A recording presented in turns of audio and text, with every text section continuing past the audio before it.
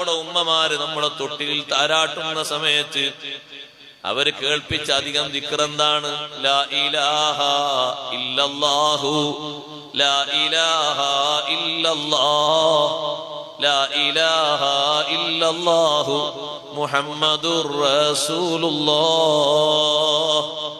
പിന്നങ്ങനെ ആ ദിക്ർ ചൊല്ലിയാൽ കുറെ ആ ദിക്ർ ഇങ്ങനെ കേൾപ്പിച്ചു.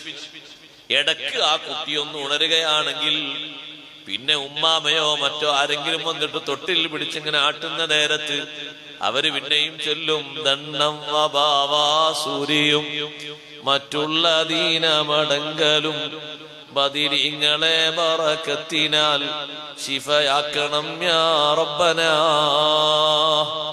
കേൾക്കുന്നത് മുഴുവനും ഇതുപോലെയുള്ള ദിക്റുകളാണ്. തൊട്ടിലിൽ കിടക്കുന്ന ആ കുട്ടി ദുസ്വപ്നം കണ്ട് ഞെട്ടിയുണരുന്ന സ്വഭാവമില്ല.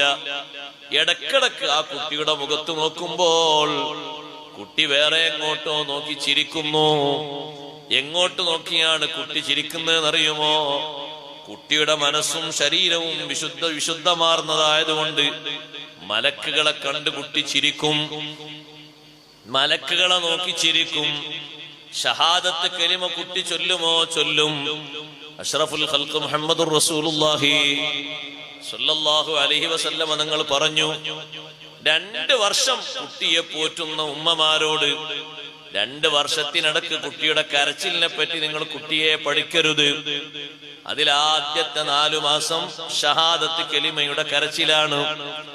പിന്നെയുള്ള 4 മാസം ആ കുട്ടി വീണ്ടും നബി സല്ലല്ലാഹു അലൈഹി വസല്ലം തങ്ങളെയും മറ്റു ആളുകളെയും അംഗീകരിച്ചുകൊണ്ട് രീതിയിലുള്ള കരച്ചിലാണ്. പിന്നെയുള്ള 4 8 മാസം 8 മാസമുള്ള കരച്ചിൽ മാതാപിതാക്കൾക്കുള്ള ഇസ്തിഗ്ഫാറാണ്. ഹദീസിൽ കാണാം അങ്ങനെ. കാരണം ആ കുട്ടിയുടെ മനസ്സും കണ്ണുമൊക്കെ തെളിഞ്ഞതുകൊണ്ട് ചിലപ്പോ തൊട്ടില് കിടക്കുന്ന കുട്ടി എങ്ങനെ ചിരിക്കുന്നത് കാണും. എന്ത് കണ്ടിട്ടാ പടച്ചോനെ കുട്ടി ചിരിക്കുന്നത്? നമ്മൾ കാണാത്തത് കണ്ട് ചിരിക്കുന്നു, നമ്മൾ കേൾക്കാത്തത് കേട്ട് ചിരിക്കുന്നു.